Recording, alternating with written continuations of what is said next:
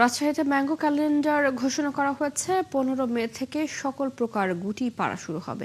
এই বিষয়ে আরো জানবো, আমাদের সাথে যুক্ত হচ্ছেন সহকর্মী রাশিদুল হক রুশো। রুশো, রাজশাহীতে এবার আমের উৎপাদন কেমন হয়েছে, কি বলছেন বাগানীরা, সব মিলে জানাবেন।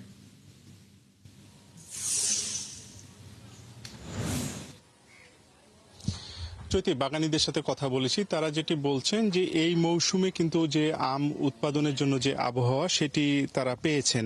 যদিও গত মাসের দিকে কিছুটা তাপদাহ ছিল, এরপরে কিন্তু বৃষ্টি নেমেছে এবং যেই তাপদাহর সময় চাষিরা গাছে সেচ ব্যবস্থা রেখেছেন।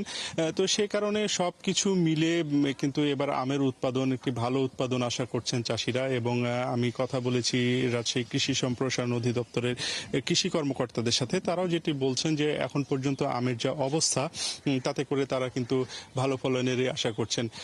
এর পাশাপাশি আবহাওয়াগত দিক থেকে যেটি বলছিলাম যে এবার কিন্তু খুব তেমন একটি যে ঝড় বা শিলাবৃষ্টি এই ধরনের কোনো ঘটনা ঘটেনি, সে কারণে আমের ক্ষয়ক্ষতির পরিমাণও কম।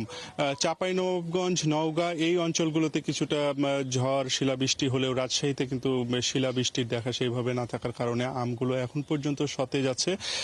এবং যেটি কৃষি দপ্তর থেকে যেটি জানানো হচ্ছে যে এবছর 2,43,393 মেট্রিক টন আম উৎপাদনের লক্ষ্যমাত্রা তারা নির্ধারণ করেছেন এবং এই আমের বাজার তারা 780 কোটি টাকার ওপরে তারা কিন্তু এই আমের বাজার দেখছেন।